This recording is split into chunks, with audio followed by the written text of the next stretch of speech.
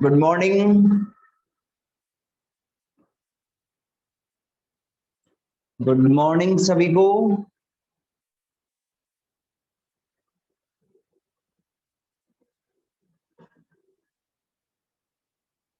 चलो, last class परसों हुई थी, है ना? यानी कल नहीं हुई थी अपनी क्लास, कुछ नेटवर्क इश्यू था, इस वजह से नहीं हो पाई थी क्लास, है ना? तो उस क्लास के अंदर मैंने एक क्वेश्चन दिया था लास्ट के अंदर, कुछ स्टूडेंट ने मुझे वो भेजा है, तो कुछ का आंसर सही भी है, कुछ का आंसर गलत भी है, ठीक है? हालांकि जैसा मैंने समझाया था हिंट देके लास्ट क्वेश्चन में, अगर जिसने उस हिंट को ढंग से समझा है उसने तो वो क्वेश्चन बड़ी आसानी से अच्छे से कर दिया, ठीक है ना? उसको तो किसी प्रकार की कोई दिक्कत नहीं आई उसके अंदर, ठीक है, जिसने हिंट को ढंग से समझा है। कईयों ने हिंट को समझा लेकिन फिर भी गलती कर दी, ठीक है? चलो, वो कहीं ना कहीं उनका थोड़ा सा बेसिक, थोड़ा सा समझने की जरूरत है उनको कि किस तरीके से यहाँ पे अपन वर्क करते हैं, ठीक है? चलो, तो अपन स्टार्ट करते हैं। अपना जो क्वेश्चन था मैं करवा देता हूँ उस क्वेश्चन को। देखो, क्वेश्चन कुछ ऐसे था, इधर था ये 1 एम्पियर, फटाफट कर लेते हैं, है ना? और इधर था 1 ओम, इधर था 2 ओम, इधर था 3 ओम। ये 1 ओम था, ये 2 ओम था, ये 3 ओम था, और इधर लगा हुआ था आपके पास में एक वोल्टेज सोर्स जिसकी वोल्टेजता कितनी थी? 1 वोल्ट थी। जिसकी वोल्टता कितनी थी? 1 वोल्ट थी। हमें क्या करना है, सुनना, हमें क्या करना है, ये जो 2 ओम है ना, इस 2 ओम के अंदर प्रवाहित धारा कुछ आई ऐसे दिखा रखी थी मैंने, है ना?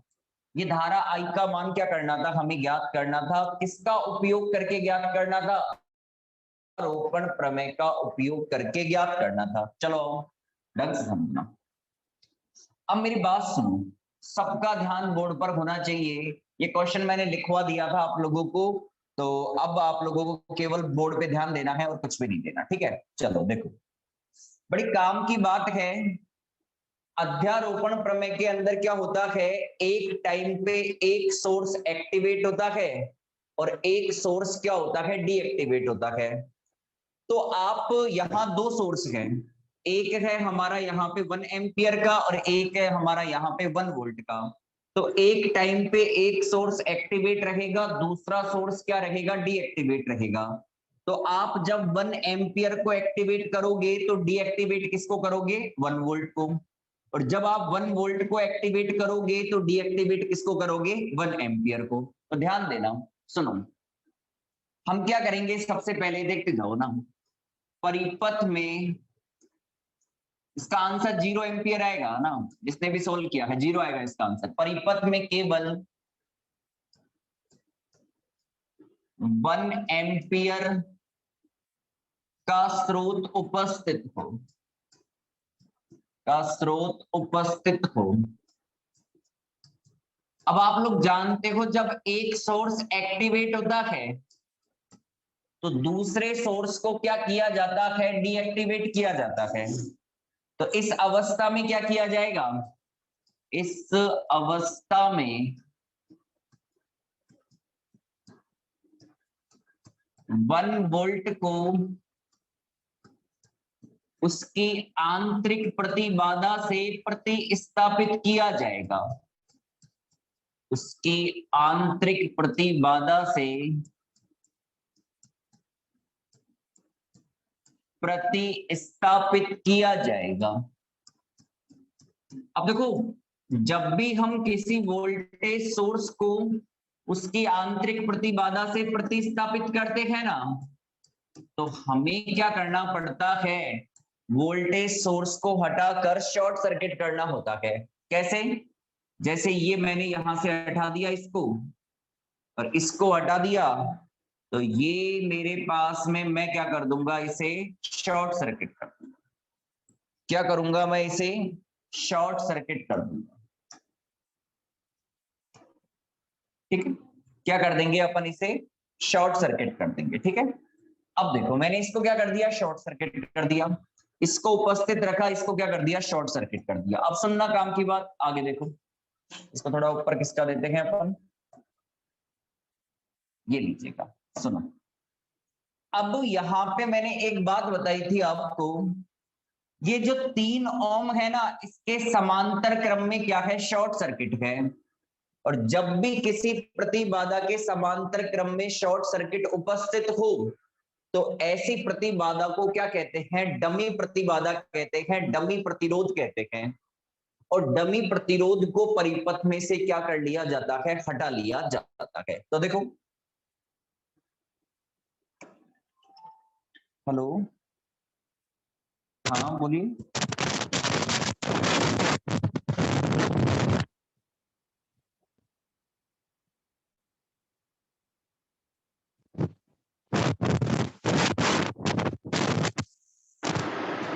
सुनो, देखेगा ना, हाँ जी, ये है 3 ओम, इसके समांतर क्रम में क्या है, शॉर्ट सर्किट। तो एक मैं आप लोगों को लिखवा देता हूं, जब किसी प्रतिबाधा के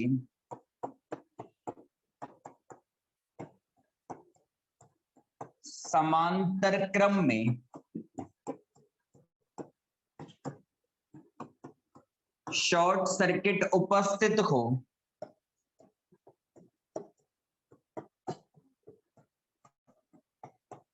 तो ऐसी प्रतिबाधा को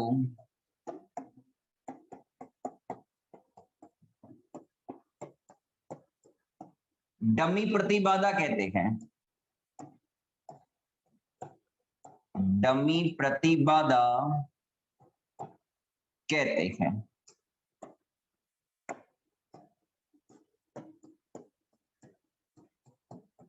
और डमी प्रतिबाधा को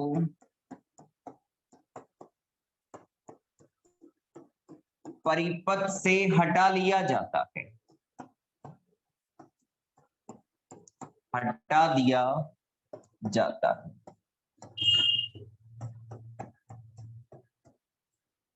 ठीक है, अब यहां देखो 3 ओम के समांतर क्रम में क्या है, शॉर्ट सर्किट है।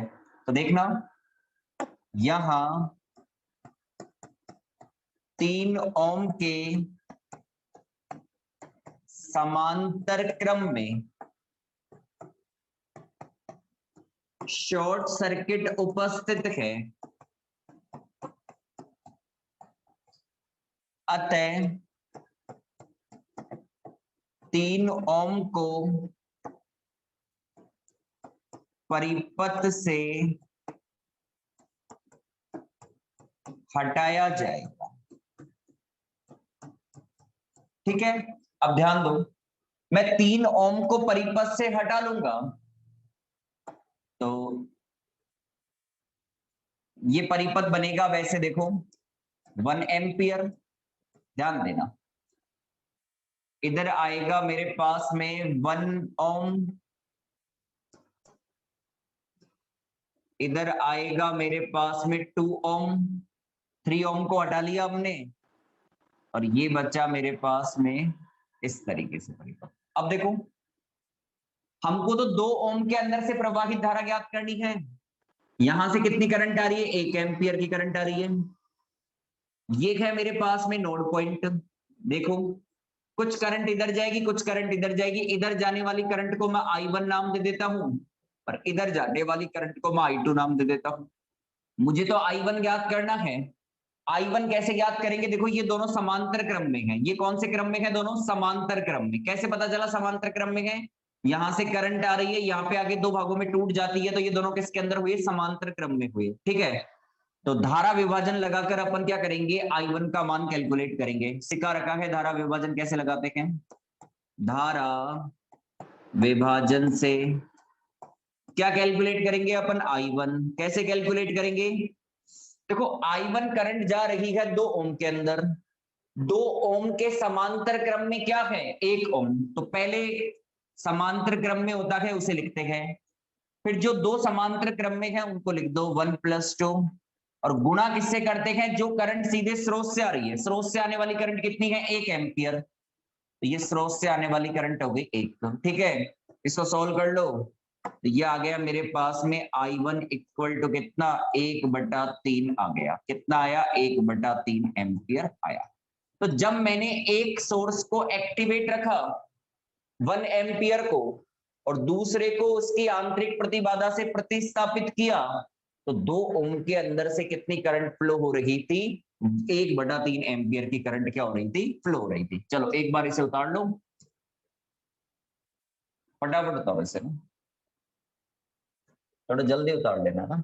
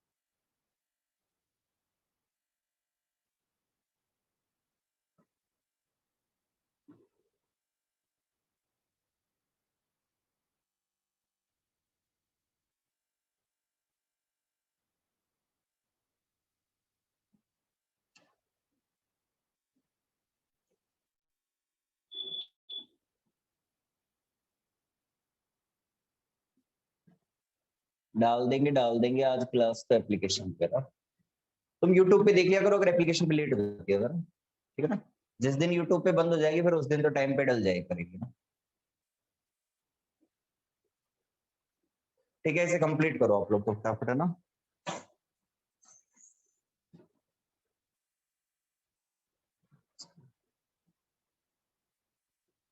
सबसे पहले अपन इस क्वेश्चन को करने के बाद में जो अगली थ्योरम पढ़ेंगे मैं चाहता हूं अगली थ्योरम को पढ़ने से पहले उसका न्यूमेरिकल समझाऊंगा तो बड़ा आसान रहेगा। पहले न्यूमेरिकल समझेंगे फिर थ्योरम को समझेंगे उससे थ्योरम समझने में आसानी होगी।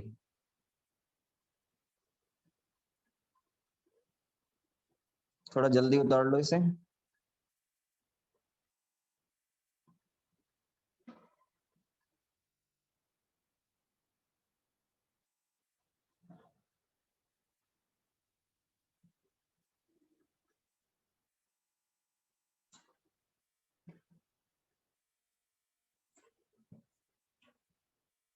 चैप्टर होने में तो बहुत टाइम लगेगा ना चैप्टर की मत सोच।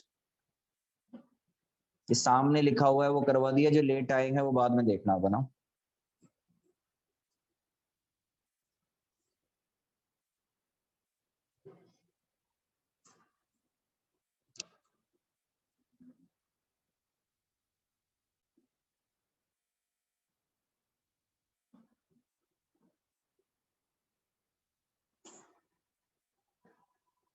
गया।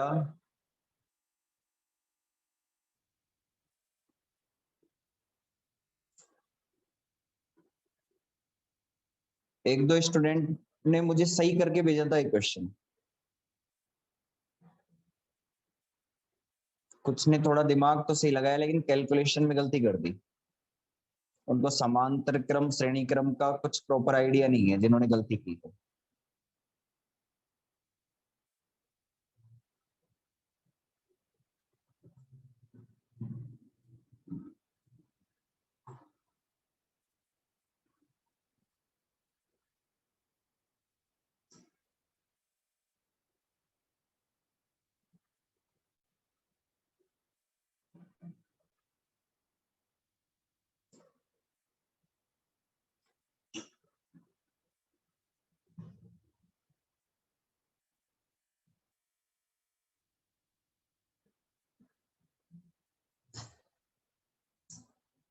हो गया।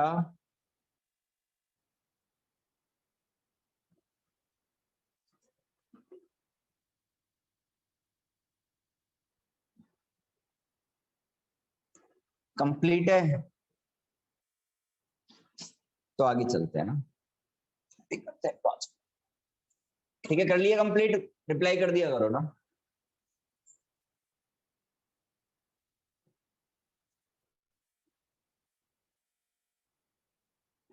कंप्लीट कर लिया तो रिप्लाई कर दो फटाफट, आगे चलते हैं। हो गया?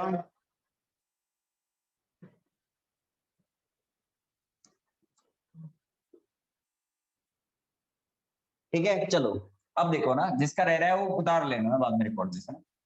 अब क्या करना है हमको, परिपथ में 1 वोल्ट रखना है, 1 एम्पियर को डीएक्टिवेट रखना है। तो परिपथ में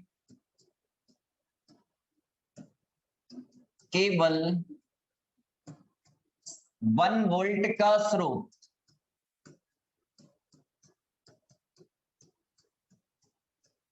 उपस्थित हो। अब की बार क्या लिया है अपन ने, परिपथ में केवल 1 वोल्ट का स्रोत उपस्थित हो। तो 1 वोल्ट का उपस्थित होगा तो 1 एम्पियर को क्या करेंगे, उसकी आंतरिक प्रतिबाधा से प्रतिस्थापित करेंगे। तो इस अवस्था में 1 एम्पियर को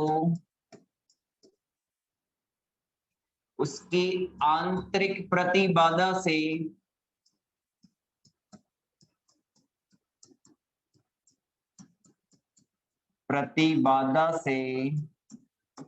प्रतिस्थापित किया जाएगा।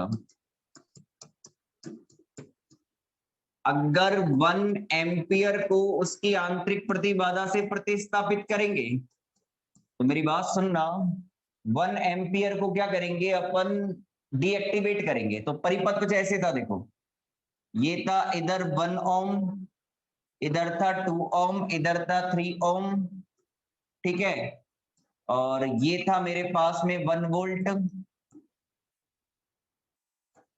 ठीक है, ये 1 ओम था, ये 2 ओम, 3 ओम था, ये 2 ओम था, ठीक है ना।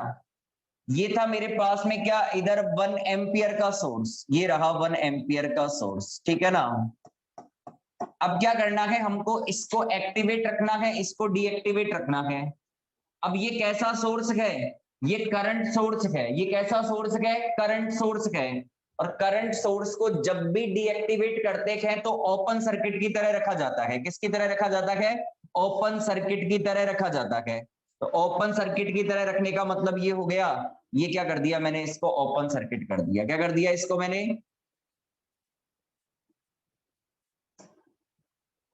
ये क्या कर दिया मैंने, इसको ओपन सर्किट कर दिया। क्या कर दिया इसको मैंने, ओपन सर्किट कर दिया। करंट सोर्स को हटा दिया और इधर लिख दिया क्या, ओपन सर्किट। वोल्टेज सोर्स को हमेशा शॉर्ट सर्किट करते हैं, करंट सोर्स को हमेशा ओपन सर्किट करते हैं। अब हमें क्या करना है, 2 ओम के अंदर प्रवाहित धारा ज्ञात करनी है। अब देखो ये प्लस है, करंट ऐसे आएगी प्लस से, ये आई। मान लो ये करंट है, स्मॉल आई है, कितनी है, स्मॉल आई है। अब करंट यहां पे आएगी, देखो इस पॉइंट पे, ये नोड पॉइंट है। इस पॉइंट पे जब करंट आएगी तो करंट, कुछ करंट जाएगी इधर की तरफ और कुछ करंट जाएगी इधर की तरफ। अब देखो इधर जो करंट जाएगी वो इधर जाने के बाद में, इधर तो आगे तो ओपन है, इधर तो जाएगी नहीं, आगे तो कोई रास्ता ही नहीं है उसको जाने का। भाई ओपन सर्किट कर दिया ना, तो ये आगे तो जाएगी नहीं, तो ये करंट कैसे जाएगी, ऐसे जाएगी। देखो कैसे जाएगी, इस तरीके से। मेरी बात सुनना, ढंग से देखना। यहां से आई करंट आ रही है, 2 भागों में टूट गई, एक इधर गई एक इधर गई। अब इधर आएगी करंट, इधर आएगी इधर आएगी। तो आगे तो करंट को पास होने के लिए पाथ है नहीं, तो करंट 2 ओम के बाद किस में जाएगी, 1 एम्पियर के, सॉरी 1 ओम के अंदर जाएगी। तो ये वाली जो करंट आ रही है ना, ये वाली करंट, जिसको मैं नाम दे देता हूं I1 डैश, क्या नाम दे देता हूं, I1 डैश। और इधर जो 3 ओम के अंदर करंट जा रही है, इसको नाम दे देता हूं I2 डैश। तो ये जो I1 डैश है वो 2 ओम के अंदर भी जाएगी और किसके अंदर जाएगी, 1 ओम के अंदर भी जाएगी। अगर I1 डैश करंट 2 ओम और 1 ओम में जाएगी तो ये दोनों कौन से क्रम में हो जाएंगे, श्रेणी क्रम में हो जाएंगे। ये दोनों कौन से क्रम में हो जाएंगे, श्रेणी क्रम में। क्योंकि श्रेणी क्रम में क्या होता है, दोनों प्रतिरोध के अंदर जो करंट होती है वो सेम होती है। तो यहाँ 2 ओम और 1 ओम किसमें है, श्रेणी क्रम में है। क्यों है, क्योंकि I1 डैश की करंट 2 ओम के अंदर है, I1 डैश की करंट किसके अंदर है, 1 ओम के अंदर है। तो अब एक काम करो, सबसे पहले इस परिपथ का कुल प्रतिरोध ज्ञात कर लो। कुल प्रतिरोध, कुल प्रतिरोध R है ना। ये कैसे कैलकुलेट करेंगे, देखो ये दोनों किसके अंदर है, श्रेणी क्रम में है। इन दोनों का श्रेणी क्रम कितना हो जाएगा, 2 ओम, और 1 ओम कितना हो जाएगा, 3 ओम हो जाएगा। अब ये 3 ओम इस 3 ओम के साथ क्या है, समांतर क्रम में। तो समांतर क्रम में होता है तो कैसे करते हैं, 3 गुणा 3 बटा 3 प्लस 3 हो गया। तो ये R इक्वल टू कितना हो गया, 9 बटा 6 हो गया, यानी 3 तिया 9 और 3 दूना 6। तो ये आ गया 3 बटा 2 एम्पियर, सॉरी 3 बटा 2 ओम आ गया। अब ये जो स्मॉल आई करंट है, धारा स्मॉल आई सीधे स्रोत से आ रही है, सीधे स्रोत से आ रही है। और आप लोग जानते हो जो करंट सीधे स्रोत से आती है उसके लिए ओम का नियम लगता है, V बराबर आई आर। तो I बराबर हो जाएगा V अपॉन आर। तो V कितना है रे यहां पे, V कितना है यहाँ पे, 1 वोल्ट है। और R कितना है, 3 बटा 2। ये 2 ऊपर जाएगा तो I इक्वल टू कितना आ गया, 2 बटा 3 एम्पियर आ गया। कितना आ गया, 2 बटा 3 एम्पियर आ गया। अब सुनो, अब क्या करना है अपन को, देखो मुझे तो I1 डैश का मान चाहिए, 2 ओम के अंदर प्रवाहित धारा चाहिए I1 डैश। तो I1 डैश धारा कैसे ज्ञात करेंगे, इसके अंदर लगाएंगे अपन क्या, धारा विभाजन। क्या लगाएंगे, धारा विभाजन। तो देखो धारा विभाजन से आज कौन सी करंट कैलकुलेट करनी है आपको, I1 डैश करंट कैलकुलेट करनी है। अब देखो सुनो, ढंग से सुनना, बिल्कुल सटीक। I1 डैश करंट किस में फ्लो हो रही है, 2 ओम और 1 ओम के अंदर। और इस 2 ओम और 1 ओम के समांतर क्रम में कौन है, 3 ओम है।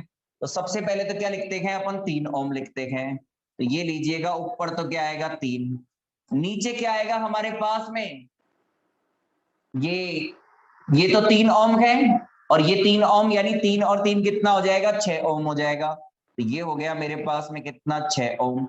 गुणा किससे कर देते हैं, जो धारा सीधे स्रोत से आ रही है, स्रोत से कितनी करंट आ रही है, 2 बटा 3 एम्पियर आ रही है। कितनी करंट आ रही है, 2 बटा 3 एम्पियर आ रही है। ठीक है, तो ये कट जाएगा, 3 से 3 कट जाएगा, 1 बटा 3 आ जाएगा। ये कितना आ जाएगा, 1 बटा 3 एम्पियर आ जाएगा।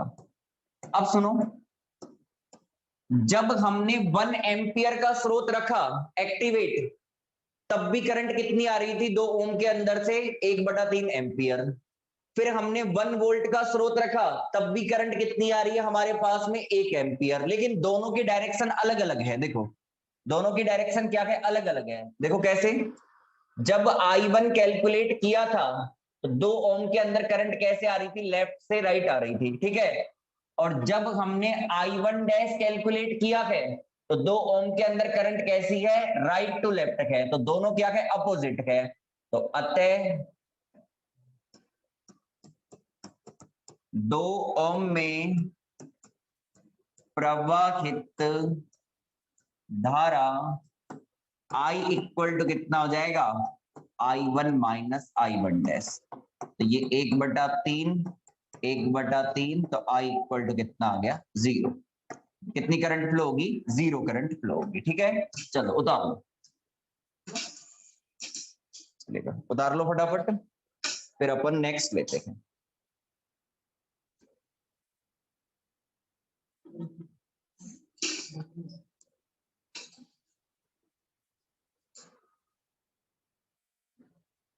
हाँ, लास्ट में लूप लेकर भी कर सकते हैं, बिल्कुल कर सकते हैं ना।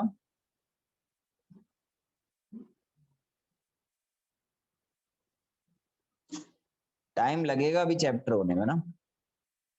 देखो तरीके अलग अलग हो सकते हैं काफी सारे, है ना, सोल्व करने के। ठीक है ना, वैसे इस तरीके के अंदर भी कोई दिक्कत नहीं है। सबसे पहले कुल प्रतिरोध ज्ञात कर लो परिपथ का, फिर जो करंट सीधे स्रोत से आ रही है उसको कैलकुलेट कर लो, धारा विभाजन लगाओ, कैलकुलेट हो जाएगा। ठीक है, उतार लो इसे। हमें तो लगा 0 आ ही नहीं सकता, क्यों, 0 क्यों नहीं आ सकता, 0 आ सकता है क्या, आ ही गया। मुझे आंसर भेजना चाहिए था, कईयों ने भेजा है, उनका आंसर बिल्कुल सही भी था, कईयों ने बिल्कुल एग्जैक्ट ऐसे ही किया है। अब ये मुझे नहीं पता कि उन्होंने लास्ट ईयर का रजिस्टर देखा है या क्या देखा है। ये तो नहीं कह सकता, लेकिन जिसने अपने मन से किया खैर बिल्कुल सही किया। खैर अच्छा, कुछ तो करंट फ्लो होगी ये सोचा। ठीक है, ठीक है।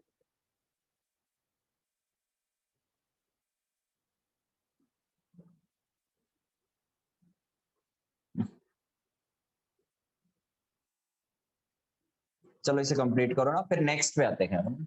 थोड़ा जल्दी खींच दो इसे ना फटाफट। नेक्स्ट में पहले मैं चाहता हूं आप लोगों को एक न्यूमेरिकल समझाना ना, फिर थ्योरम समझाएंगे, तो मुझे ऐसा लगेगा ज्यादा बेटर रहेगा। वैसे तो हर साल पहले थ्योरम कराते हैं फिर न्यूमेरिकल कराते हैं।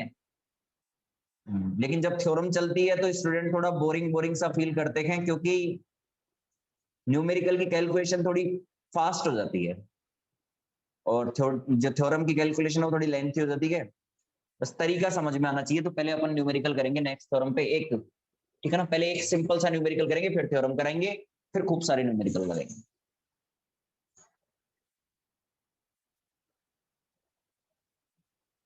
इसको फटाफट खींच दो।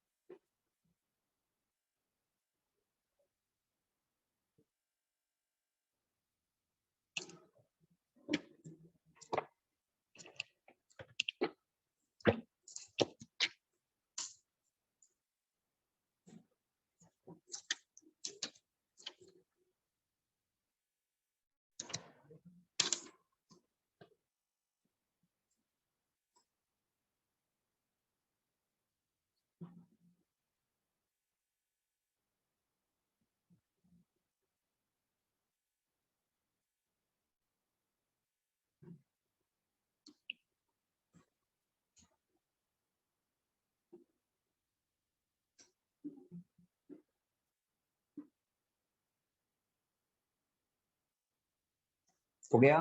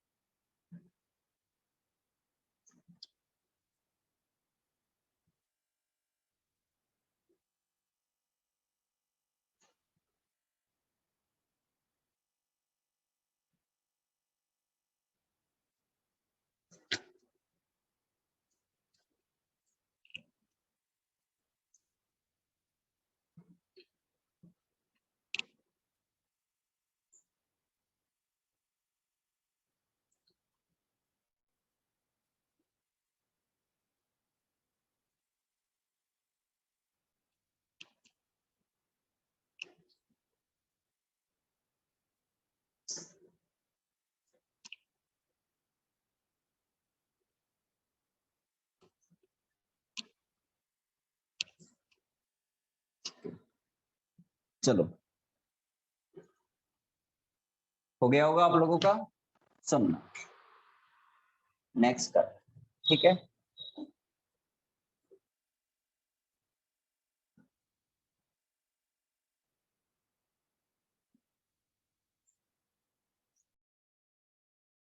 देखो रे, सुनो, नेक्स्ट थ्योरम आएगी अपनी थेवेनिन प्रमेय, है ना, सुनना,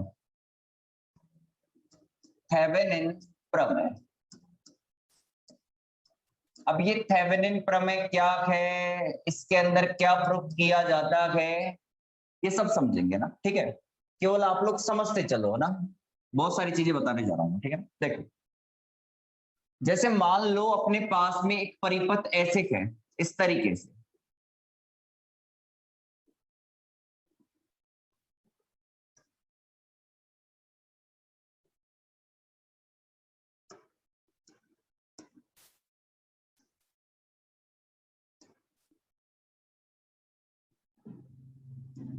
समझना, ये है Z1, ये है Z2, ये है Z3 और ये है ZL। ZL को कहते हैं अपन लोड प्रतिबाधा, क्या कहते हैं, ZL को अपन लोड प्रतिबाधा कहते हैं, क्या कहते हैं, लोड प्रतिबाधा कहते हैं। ये है स्रोत हमारा E, ठीक है, ये है स्रोत। अब करंट कैसे फ्लो होगी, प्लस से माइनस की तरफ ऐसे, तो ये करंट फ्लो होगी ऐसे, इधर भी ऐसे ही करंट फ्लो होगी। मैं इस करंट को मान लेता हूं I1 करंट और इस करंट को मान लेता हूं I करंट, क्या मान लेता हूं, I करंट। अब मेरी बात सुनो, इस लूप की करंट को मान ली मैंने I1 और इस लूप की करंट को मैंने मान लिया I। अगर कोई आपसे कहे कि आप I करंट ज्ञात करके बता सकते हो, तो जी बिल्कुल बता सकते हो आप I करंट ज्ञात करके। कैसे ज्ञात करोगे I करंट को, जानते हो ना सारे के सारे, ऐसा खूब पढ़ रखा है अपन ने। कैसे कैलकुलेट करोगे I करंट को, इसके अंदर आप KVL लगाओगे, इसके अंदर आप KVL लगाओगे, दो इक्वेशन बनेगी, उन इक्वेशन के अंदर अपन I1 वाली टर्म को कैंसिल कर देंगे, तो अपन को क्या मिल जाएगा, I मिल जाएगा। ऐसे काफी सारे परिपथ पढ़े हैं अपन ने, ऐसा काफी सारा पढ़ रखा है अपन ने, जिसके अंदर दो लूप हैं, तो पहले लूप में अपन KVL लगाते हैं, दूसरे लूप के अंदर अपन KVL लगाते हैं।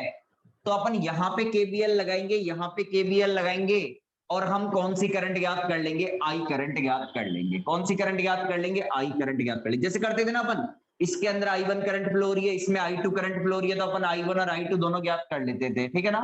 लेकिन अपन को I1 ज्ञात नहीं करना, अपन को तो केवल क्या ज्ञात करना है, I ज्ञात करना है। तो मान लो आपने I करंट ज्ञात कर ली, ठीक है, क्या कर लिया आपने, I करंट ज्ञात कर ली, ठीक है। जो भी करंट आएगी I अपन वो तो थ्योरम में कैलकुलेट करेंगे, मैं समझा रहा हूं प्रोसेस क्या है इसका ना। तो हमने क्या किया, I करंट कैलकुलेट कर दी। तो अब थेवेनिन क्या कहता है, थेवेनिन ऐसे कहता है कि इस तरीके से आप कैलकुलेट करोगे I करंट को, ठीक है ना। लेकिन मैं आपको एक दूसरा तरीका बताता हूं I करंट कैलकुलेट करने का। थेवेनिन ऐसे कहता है कि ये जो ZL है ना, ZL, अभी देखो इस ZL के अंदर कितनी करंट फ्लो हो रही है, I करंट फ्लो हो रही है। ZL के अंदर कौन सी करंट आ रही है, I करंट आ रही है। तो ये जो I करंट अपन ने ज्ञात करी है ना, ये ZL में प्रवाहित धारा ज्ञात करी है। क्या ज्ञात करी है, ZL में प्रवाहित धारा ज्ञात करी है। क्या ज्ञात करी है, ZL में प्रवाहित धारा ज्ञात करी है। बहुत ही सिंपल है, आप ZL के अंदर प्रवाहित धारा आसानी से ज्ञात कर सकते हो। अब क्या कहता है थेवेनिन, थेवेनिन ऐसे कहता है ये जो परिपथ है ना, इस परिपथ को आप एक दूसरे परिपथ में कन्वर्ट कर लो, जिस परिपथ का नाम है थेवेनिन परिपथ। ये जो परिपथ दिया हुआ है हमें, इस परिपथ को अपन थेवेनिन परिपथ के अंदर कन्वर्ट कर लेते हैं। अब थेवेनिन परिपथ कैसे बनता है, बहुत सिंपल होता है। थेवेनिन परिपथ ऐसा होता है, देखो इसमें एक सोर्स लगा हुआ होता है, इस सोर्स को कहते हैं E इक्वलेंट, EEQ सबसे इंपॉर्टेंट थ्योरम है ये सारी थ्योरम के अंदर से। इस सोर्स को क्या कहते हैं अपन, E इक्वलेंट कहते हैं, तुल्य वोल्टेज सोर्स कहते हैं इसे। क्या कहते हैं, तुल्य वोल्टेज सोर्स। एक यहां पे प्रतिबाधा लगी हुई होती है Z इक्वलेंट, एक क्या लगी हुई होती है, Z इक्वलेंट, और इधर लगा हुआ है आपका ZL, इधर आपका क्या लगा हुआ है, ZL लगा हुआ है। थेवेनिन ऐसे कहता है कि इस परिपथ को आप ऐसे परिपथ के अंदर कन्वर्ट कर सकते हो, इस परिपथ को आप ऐसे परिपथ के अंदर कन्वर्ट कर सकते हो जिसके अंदर सोर्स तो क्या लगा हुआ है, इक्विवेलेंट, इधर एक प्रतिबाधा लगी हुई है जेड इक्वलेंट, और ये हमारा जेड एल ऐसे कैसे रहा, और इसके अंदर फ्लो करंट क्या है, आई है। जब आप यहाँ पे आई करंट कैलकुलेट करोगे ना, तो ये आई करंट भी क्या आएगी, इस करंट के बराबर आ जानी चाहिए।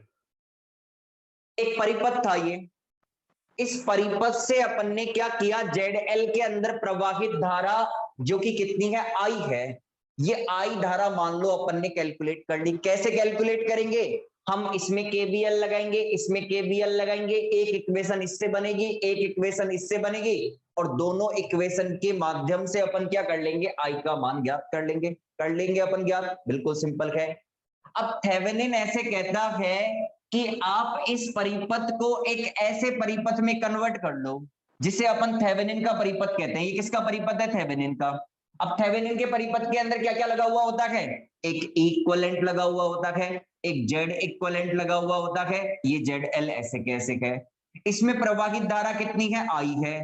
तो जब यहां से अपन आई कैलकुलेट करेंगे तो ये आई उतना ही आना चाहिए जितना ये आई है। अगर ये आई और ये आई बराबर आ जाए, देखो जेडएल में प्रवाहित धारा कितनी है, आई, इधर भी जेडएल में प्रवाहित धारा कितनी है, आई, अगर ये आई इस आई के बराबर अपन प्रूफ कर दे तो थेवेनिन प्रमेय क्या है, सत्य है।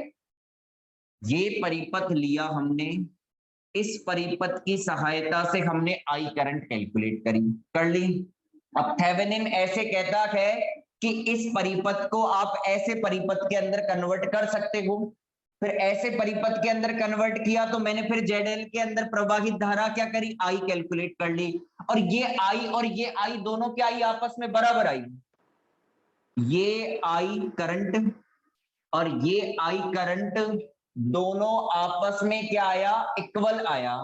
अगर ये करंट इस करंट के इक्वल आ जाता है तो मैं कह दूंगा थेवेनिन प्रमेय कैसी है, सत्य है, और इस परिपथ को अपन क्या कहेंगे, थेवेनिन परिपथ कहेंगे।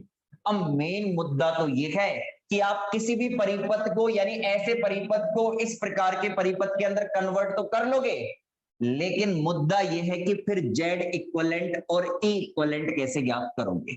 मेन मुद्दा क्या है, जेड, देखो मैंने यहां से ये कैलकुलेट करा, आई करंट मिल गई मुझे, है ना। फिर हम क्या करेंगे, थेवेनिन का परिपथ बनाएंगे।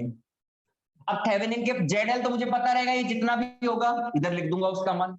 अब मुझे अगर किसी भी प्रकार से जेड इक्विवेलेंट और ई इक्विवेलेंट का मान पता चल जाए तो मैं आई का मान क्या कर लूंगा, कैलकुलेट कर लूंगा, और वो आई का मान इस आई के मान के बराबर आ जाएगा तो मैं बोल दूंगा थेवेनिन प्रमेय क्या है, सत्य है।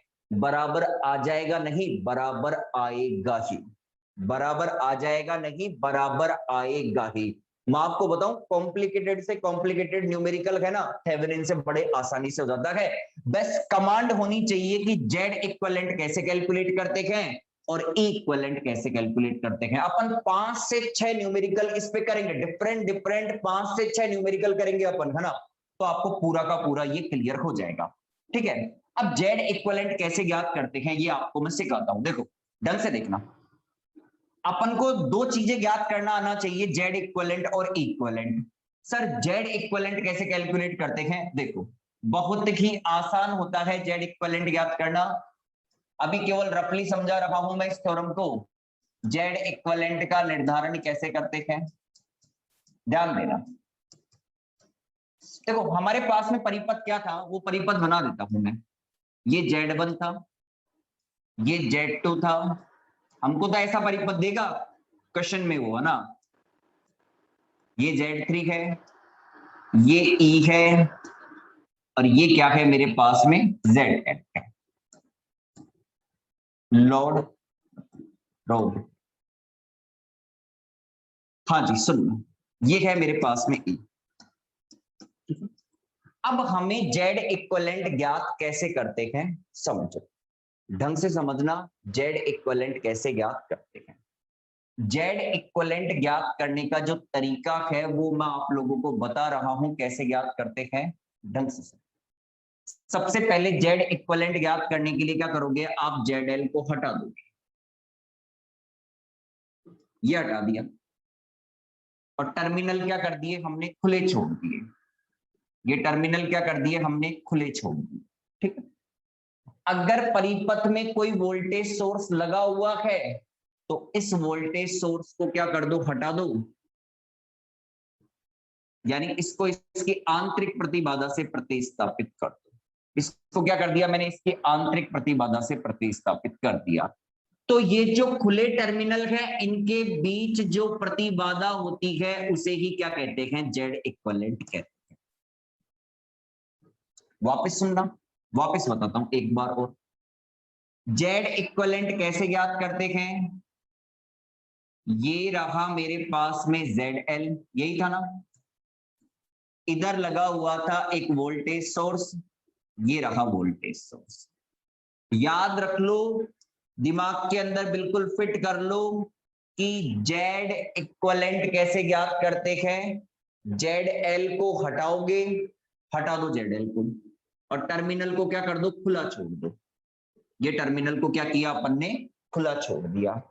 अगर परिपथ में कोई सोर्स लगा हुआ है तो उस सोर्स को उसकी आंतरिक प्रतिबाधा से प्रतिस्थापित करो। तो यहां लगा हुआ है वोल्टेज सोर्स, और वोल्टेज सोर्स को जब उसकी आंतरिक प्रतिबाधा से प्रतिस्थापित करते हैं तो क्या करते हैं अपन, शॉर्ट सर्किट करते हैं। तो ये जो दो खुले टर्मिनल हमें मिले हैं, इन खुले टर्मिनलों के मध्य जो प्रतिबाधा होती है इसे ही क्या कहते हैं अपन, जेड इक्विवेलेंट कहते हैं। क्या कहते हैं, जेड इक्विवेलेंट कहते हैं। कैसे ज्ञात करोगे जेड इक्विवेलेंट, जेड एल को हटा दोगे, टर्मिनल को खुला छोड़ दोगे, अगर कोई सोर्स लगा हुआ है तो उसको उसकी आंतरिक प्रतिबाधा से प्रतिस्थापित कर दोगे। अगर सोर्स वोल्टेज सोर्स है तो शॉर्ट सर्किट करते हैं, अगर करंट सोर्स है तो ओपन सर्किट करते हैं। अगर मान लो यहाँ पे भी क्या होता, करंट सोर्स होता तो फिर शॉर्ट सर्किट नहीं करता मैं, फिर क्या करता, ओपन सर्किट।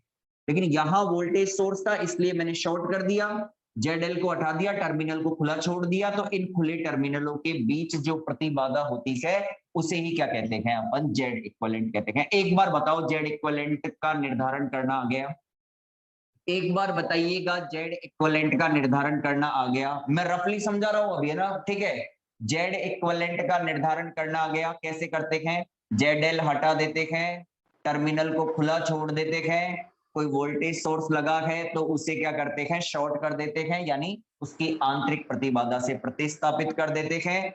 तो ये जो दो खुले टर्मिनल हैं मेरे पास में, ये खुले टर्मिनल है, इनके बीच की प्रतिबाधा ही क्या कहलाती है, जेड इक्विवेलेंट कहलाती है। आई बात समझ में, डन है, चलो आ गया। अब सुनो, इक्विवेलेंट कैसे ज्ञात करते हैं ये भी समझ लो।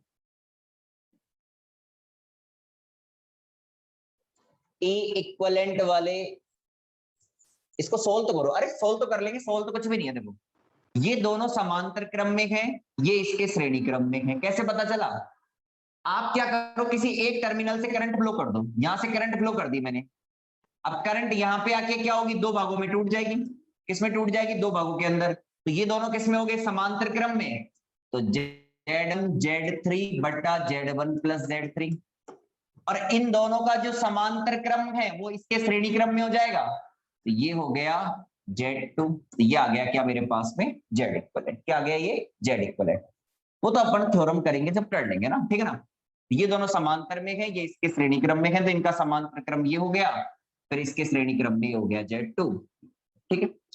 ये तो हो गया जेड इक्विवेलेंट का निर्धारण करना। अब सुनो इक्विवेलेंट कैसे निकालते हैं ये भी सीख लो। ई इक्विवेलेंट कैसे निकालते हैं, बस आपको दो चीज पता चल गई ना, निर्धारण करना, तो फिर तो ये थ्योरम भी बड़ी आसान है, रटना कुछ भी नहीं। जो रट के जाते हैं वो एग्जाम के अंदर 100% भूलते हैं, गलती करते हैं। आपने तरीका समझ रखा है तो आप बड़ी आसानी से सब कुछ करते चलोगे, कुछ भी रटने की जरूरत नहीं है। देखो कैसे इक्विवेलेंट कैसे निकालते हैं, सुनो ढंग से। ये रहा परिपथ अपना, प्लस माइनस, ये है ई, ये है मेरे पास में Z1, ये है मेरे पास में Z2, ये है मेरे पास में Z3, ये है मेरे पास में Z3, ठीक। हाँ जी, ई इक्विवेलेंट कैसे ज्ञात करते हैं, ZL कैसे, सॉरी जेड इक्विवेलेंट कैसे ज्ञात करते थे, इसको हटाते थे, ठीक है ना, इसको हटाते थे और इसको इसकी आंतरिक प्रतिबाधा से प्रतिस्थापित करते थे। इक्विवेलेंट के अंदर क्या करना है, केवल इसको हटाना है और कुछ नहीं करना। और टर्मिनल खुले छोड़ देने हैं। इसको हटाना है, इसके साथ कुछ भी नहीं करना अपन को, टर्मिनल खुले छोड़ देने हैं। तो इनके बीच जो वोल्टेज होगा वो क्या कहलाएगा, इक्विवेलेंट कहलाएगा। इनके बीच की जो वोल्टता कहलाएगी वो क्या कहलाएगी, इक्विवेलेंट कहलाएगी। आया समझ में? जेड इक्विवेलेंट कैसे ज्ञात करते थे, जेड को हटाते थे, इसको भी क्या करते थे, शॉर्ट करते थे। इक्विवेलेंट कैसे ज्ञात करते हैं, इसको हटाएंगे केवल जेड को, तो खुले टर्मिनलों के बीच की क्या हो जाएगी, जो वोल्टता होगी वो क्या हो जाएगी, इक्विवेलेंट। इस तरीके से अपन किसका निर्धारण कर लेंगे, इक्विवेलेंट का। ठीक है, अब अपन को इक्विवेलेंट पता चल गया और जेड इक्विवेलेंट पता चल गया। ये इक्विवेलेंट है, ये जेड इक्विवेलेंट है। जेडएल हमें क्वेश्चन के अंदर देगा बकायदा, जेडएल हमें क्वेश्चन के अंदर। जेड इक्विवेलेंट हमें पता चल गया, मैंने सिखा दिया। इक्विवेलेंट ज्ञात करना मैंने सिखा दिया, तो फिर आई करंट ज्ञात करने के अंदर क्या दिक्कत आएगी, बड़ा सिंपल है। आई करंट कैसे ज्ञात करते हैं, V बराबर आई आर होता है, तो आई बराबर V अपॉन आर होता है। तो V के तौर पे यहाँ पे क्या है, इक्विवेलेंट है, और R के तौर पे ये दोनों किसमें है, श्रेणी क्रम में, क्योंकि दोनों में सेम करंट है, तो जुड़ जाएगा जेड इक्विवेलेंट प्लस जेड। अगर आपको जेड इक्विवेलेंट और इक्विवेलेंट ज्ञात करना आ गया, तो इक्विवेलेंट का मान आप यहाँ पे रख दोगे, जो भी आएगा। जेड इक्विवेलेंट का मान आप यहाँ पे रख दोगे, जो भी आएगा। जेडएल का मान आपको क्वेश्चन के अंदर देगा, तो आप क्या ज्ञात कर दोगे, आई करंट ज्ञात कर दोगे। और यकीन मानो ये आई करंट उतनी ही आएगी जितनी आप लोग क्या करोगे, इस परिपथ के अंदर केवीएल लगाओगे, इधर केवीएल लगाओगे, दो इक्वेशन बनाओगे और उस दो इक्वेशन से सोल्व करके आई ज्ञात करोगे। ये उतना ही आएगा 100% जितना आपने आई यहां से कैलकुलेट किया है ना, उतना ही आएगा ये। ठीक है ना, कितना आएगा, जितना आपने यहां से आई कैलकुलेट किया है उतना ही ये आएगा। ठीक है, अब सुनो, एक काम रुको। अच्छा, इक्विवेलेंट वापस बताऊं, देखो इक्विवेलेंट में कुछ नहीं है, इक्विवेलेंट के अंदर कुछ नहीं है। हमें क्या करना होता है, केवल और केवल जेडएल को हटाना होता है और कुछ नहीं करना। जेडएल को हटा दो और ये जो दो टर्मिनल होंगे इनके बीच की जो वोल्टता होगी वो क्या कहलाएगी, इक्विवेलेंट कहलाएगी। क्या कहलाएगी, इक्विवेलेंट कहलाएगी। अब मैं इसका न्यूमेरिकल कराने की बजाय इस थ्योरम को भी करा सकता हूं। क्या करना होगा अपन को, सुनो, हमें सबसे पहले एक ऐसा परिपथ लेना पड़ेगा। ऐसे परिपथ से अपन क्या करेंगे, जेडएल में प्रवाहित धारा आई ज्ञात करेंगे। फिर क्या करेंगे अपन, ऐसे परिपथ को थेवेनिन परिपथ के अंदर कन्वर्ट करेंगे। थेवेनिन परिपथ के लिए क्या क्या ज्ञात करना जरूरी है, इक्विवेलेंट और जेड इक्विवेलेंट। जेड इक्विवेलेंट ज्ञात करने का तरीका बताया था थोड़ी देर पहले, वहां से ज्ञात कर लेंगे। इक्विवेलेंट ज्ञात करने का तरीका बताया था, वहां से ज्ञात कर लेंगे। दोनों मान इसके अंदर रखेंगे और फिर यहां से आई करंट ज्ञात करेंगे। और ये आई करंट यकीन मानो उतनी ही आएगी जितनी उस परिपथ से अपन को मिलेगी। और जब ये दोनों करंट आपस में बराबर हो जाएगी तो मैं क्या कह दूंगा, थेवेनिन प्रमेय क्या कह सकते हैं। ये होगा थेवेनिन प्रमेय को करने का तरीका। हम थेवेनिन प्रमेय करेंगे और इस पर करेंगे कम से कम 5 से 6 न्यूमेरिकल करेंगे, जिससे क्या होगी, इस पे अच्छी कमांड आप लोगों की बन जाएगी। सारे न्यूमेरिकल डिफरेंट होंगे, हर न्यूमेरिकल डिफरेंट होंगे, सेम टाइप के न्यूमेरिकल नहीं होंगे। ठीक है, तो ये काम करेंगे अपन कल की क्लास के अंदर। आज के लिए इतना है, वो कल सिखाऊंगा मैं इक्विवेलेंट के अंदर वोल्टेज कैसे कैलकुलेट करें।